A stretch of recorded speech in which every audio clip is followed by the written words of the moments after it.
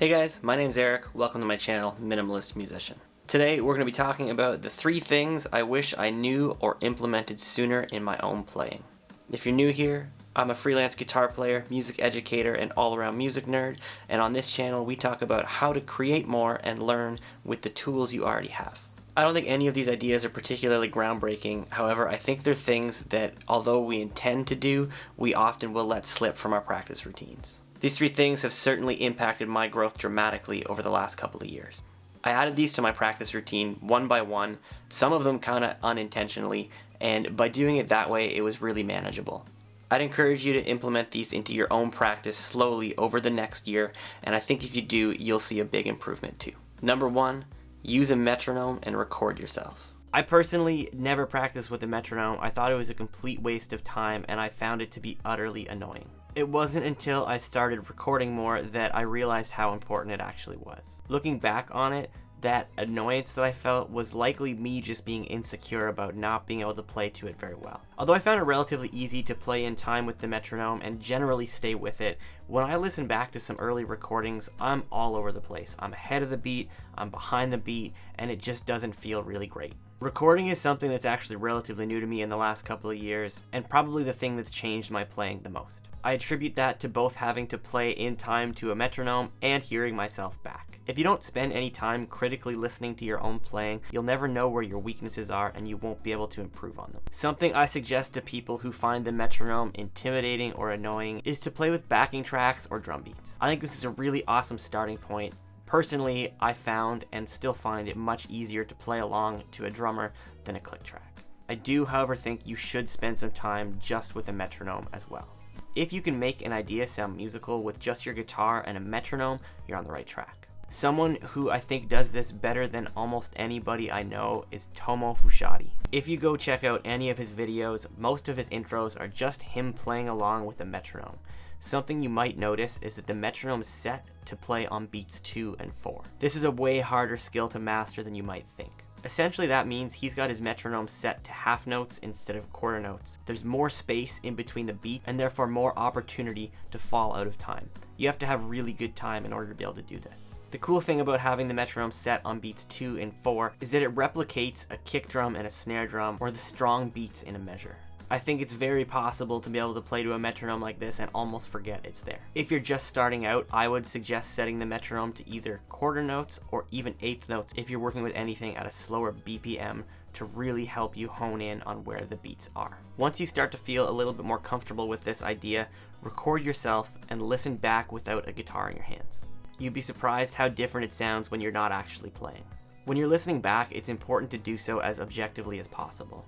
Don't get down on yourself, don't feel bad about where you're at, just listen and observe.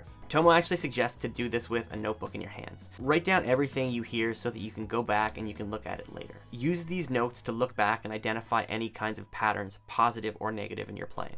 You might notice, for instance, that you're constantly ahead of the beat. If this is the case, maybe you make that the primary focus of your practice, just sitting in the pocket and not rushing.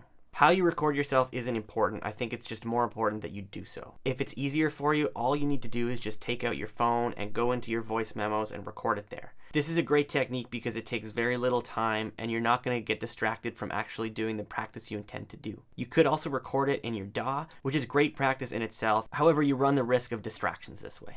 I think a combination of both is really good. Day to day, using your voice memos is great because it's quick and easy and it doesn't get in the way of your practice time.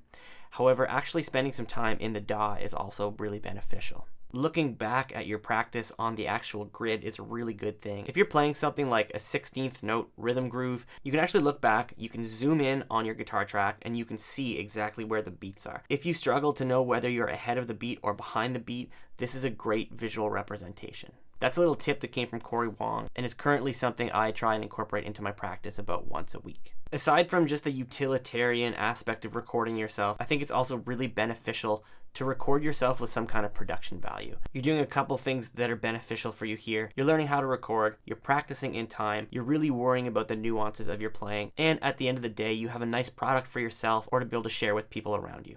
Number 2, learn full songs. And I mean the entire thing, literally every part you can. This doesn't just mean learn the hook or learn the first 4 notes of the solo. I mean literally learn everything. The first step to this is probably just listening to the song without your guitar in your hands. I don't know about you, but when I listen with the guitar in my hands, I just can't help but play. And I'd say a lot of the time, it's just noodling along in whatever key the song's in. Put it away and actually listen. This is another great time to bust out your notebook. Write down what you hear. How many guitars are there? How are they placed left and right? Are they up close and in your face? Are they kind of like pushed back in the room? Do you hear lots of reverb? Literally write down everything you hear in the song. For a long time, I was guilty of A, not learning full songs. I just learned the parts I was interested in. And B, when I had to learn the full song, I just learned the hook and then fake it through the rest with the knowledge I already had. So instead of really trying to dive in and figure out what voicing someone's using, maybe where the capo is, I just go through and play them with the handful of chords I was already comfortable with. This can be okay sometimes. I think especially if you're a working musician, sometimes you just don't have the time to dedicate to learn every little nuance of a song. However, something I made a practice of was whenever I had a gig coming up with a band I'd played with before, I'd go in and I'd dig into the set list, and I'd pick just 1 or 2 tunes to really hone in on that week. I knew the rest of the songs well enough to get by, but by really putting the time in like this, I was able to learn a heck of a lot more. Now, you could take this one step further. I think you should. Learn as many parts of the song as possible and record them. This way you can spend some time in the DAW moving things around, seeing where things are placed, and understanding if the way that you're playing the part actually works. This is something that I always implement as I'm prepping for a gig. Once I learn all the songs to the best of my ability, I set up all the files in Logic and I actually play along to them as if it was a concert. Generally what I do is I'll put that away and I'll come back to it before my next practice session and have a listen. And hopefully it's not surprising to you, but I generally do this with a notebook in my hand. I take notes on things like timing, tuning, and tone, as well as really think about if what I'm doing is supporting the song. And if it's not, how can I change my part in order to do so? The third and final idea today is to find a teacher or a mentor. It doesn't matter where you are in your learning, an unbiased outside opinion is always beneficial. We live in a time where it's easier than ever to access all kinds of educational material. However, I think this presents a new challenge. We have to sift through everything that's out there and determine what's best for us at a given time. This takes a lot of effort and I think is probably better suited for someone that's not yourself. You don't necessarily have to do a regular weekly lesson. However, I think working with somebody on a regular basis will help you to stay on the path you'd like to be on instead of getting distracted by all kinds of different things. It also provides you with accountability. As much as I love online courses, I know that I'm terrible at being accountable to myself. I know for me, it helps to have a third party involved, and ideally it's somebody that I would disappoint if I don't do the work. For a long time, I just used my gigs as accountability. I knew I had to have the songs learned by a certain time, and then if I didn't, I'd be letting the band or artist down and risk losing my job. Over the last year with no gigs, I've had to find new ways to be accountable to myself. If a teacher or mentor is currently out of your budget, try finding a practice buddy or practice group. Again, the key, at least for me, is there being risk of disappointing this person or people. If you're gonna go this route, I think it's really important to set up regular meetings. For instance, set aside an hour every Sunday where you meet on Zoom or Skype and you discuss what you learned over the course of the week. This is a great time to share your achievements and also talk about the challenges you faced over the course of the week. As a bonus, set up regular intervals through the week where you share your progress in a quick audio or video clip. Think of these as assignments that are due. For instance, if you know every Wednesday someone's expecting a progress update from you, you're less likely to procrastinate through the week and just try and cram everything in before your meeting on Sunday.